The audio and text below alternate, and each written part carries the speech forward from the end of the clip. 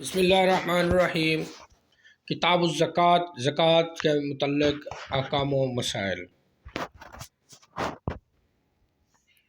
ارشاد باری تعالیٰ ہے اور نماز قائم کرو اور زکوٰۃ ادا کرو۔ یہ تقریباً متعدد دفعہ یہ آیت اقیموا الصلاۃ وآتوا الزکوٰۃ، کافی دفعہ یہ آیت جو ہے وہ بار بار دہرائی گئی ہے قرآن حکیم میں۔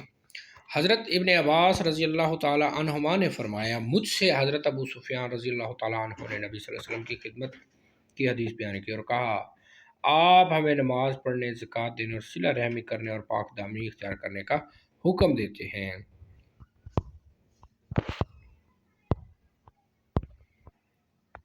1395 صحیح بخاری۔ حضرت ابن عباس رضی اللہ عنہ سے روایت ہے، نبی صلی اللہ علیہ وسلم نے فرمایا، نبی صلی اللہ علیہ وسلم نے حضرت معاذ رضی اللہ تعالیٰ عنہ کو یمن روانہ کیا تو فرمایا، سب سے پہلے اہل یمن کو اس بات کی دعوت دینا کہ اللہ تعالیٰ کے سوا کوئی معبود برحق نہیں، میں اللہ کا رسول ہوں، یعنی محمد صلی اللہ علیہ وسلم۔ اگر وہ یہ بات مان لے تو ان سے کہنا، اللہ تعالیٰ نے شب و روز میں ان پر 5 نمازیں فرض کی ہیں، اور اگر وہ اس بات کو بھی تسلیم کر لیں تو انہیں بتانا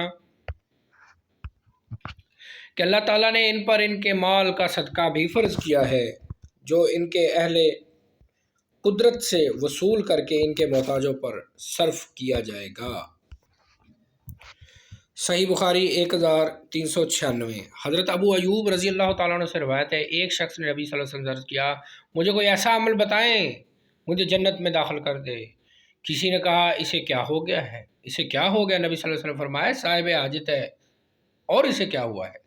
اللہ کی عبادت کر اور اس کے ساتھ کسی کو شریک نہ بنا، نماز پڑھ، زکوٰۃ دے اور صلہ رحمی کر، وہی اختیار کر، سمپل۔ نیریٹڈ ابن عباس رضی اللہ تعالی عنہما 1395۔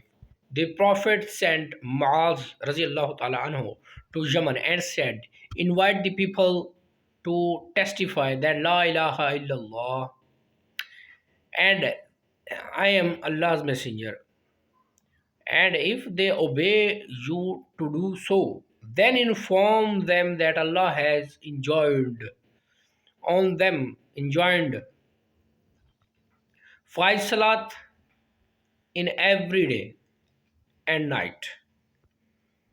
And if they obey to do so, then inform them Allah has made it obligatory for them to pay the sadaqah, zakat from their properties, and it is to be taken from the wealthy among them and given to the poor among them.